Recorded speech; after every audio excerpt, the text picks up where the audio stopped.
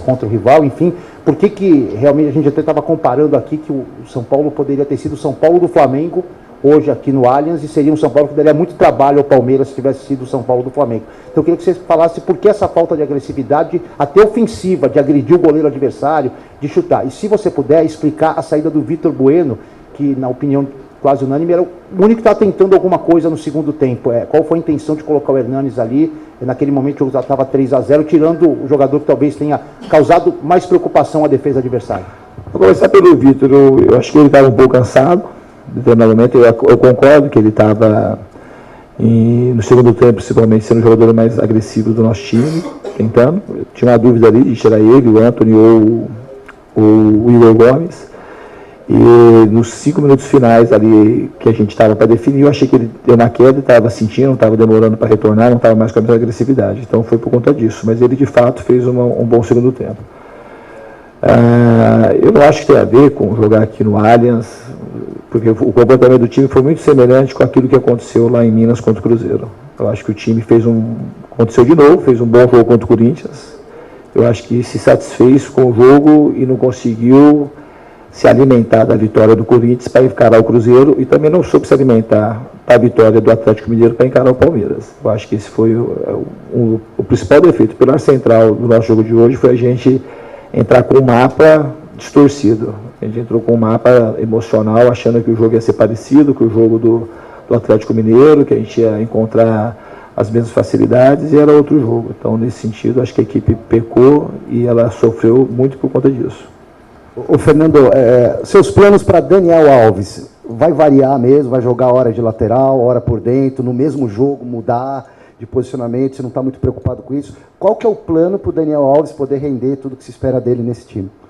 O plano do Daniel Alves é ele jogar onde o jogo pedir, onde achar que é melhor. Assim, a gente não pode... Quando o Daniel Alves jogou na lateral, começou contra o Fortaleza, no meio, já estava bem.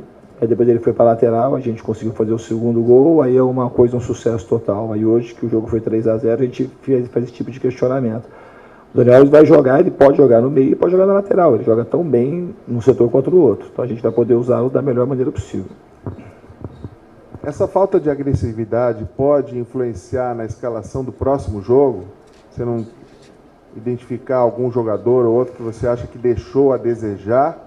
Faltou vontade, raça, pode chamar de outra maneira, pode ir para o banco de reservas e você apostar em outros nomes?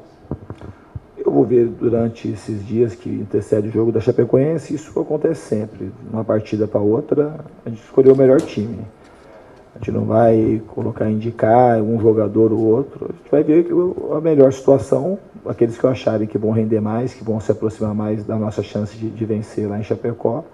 São jogadores que eu vou escolher para iniciar a partida. Vinícius, com relação ao Alexandre Pato, quando ele chegou no São Paulo, ele disse que tinha uma preferência em atuar aberto e agora ele tem jogado num posicionamento mais centralizado, às vezes recuando um pouquinho.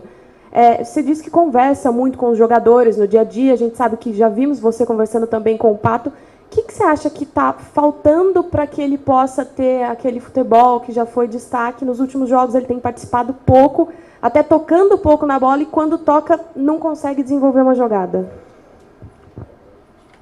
Da maneira que eu fui enxergando os jogadores, eu acho que ali o time ficou mais harmonioso. O Vitor Bueno está bem naquela posição, o Antony também é um jogador específico ali para jogar do lado. Ele não é um jogador que precisa ficar fixo na área, as orientações não é para ele ficar lá como um 9 tradicional, como joga o Davidson, por exemplo, do Palmeiras. E eu não acredito que um rendimento do jogador é por conta unicamente de um posicionamento em campo. Então, assim, ele tem se esforçado nos treinamentos para poder melhorar, e se uma hora eu achar que ele tem que jogar no outro posicionamento, eu vou colocá-lo. Por hora, até a partir de hoje, eu achei que esse era o melhor posicionamento, que o time dos jogadores que eu tinha na mão era a posição que ele tinha que jogar. Diniz, pelo que eu entendi no que você disse até agora nas suas respostas, o problema tem sido mais talvez até uma questão de postura, dependendo de alguns jogos, do que questão tática ou questão de desempenho. É um início de trabalho teu, mas você começa a perceber que talvez trabalhar essa questão de concentração, de emocional, pode vir até um pouco antes do que a questão de dia a dia, trabalho, questão de estrutura do time?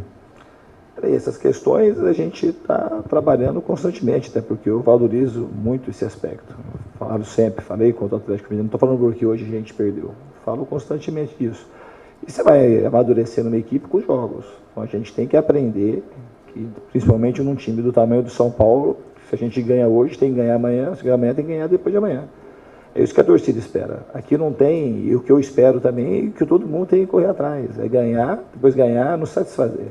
É saber ir melhorando o time com as vitórias, e não acontecer algum tipo de acomodação, como aconteceu para mim da partida do Cruzeiro para o Corinthians e da partida do Atlético Mineiro para de hoje.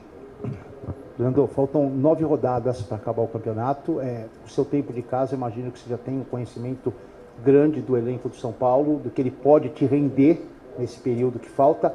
Na tua visão, o São Paulo vai se estabelecer nessa briga pela 4ª e última vaga da fase de grupos? É aí que você vai concentrar esforços? Você consegue imaginar algo além em 9 rodadas ou realmente ficar nessa briga pela última vaga na fase de grupos?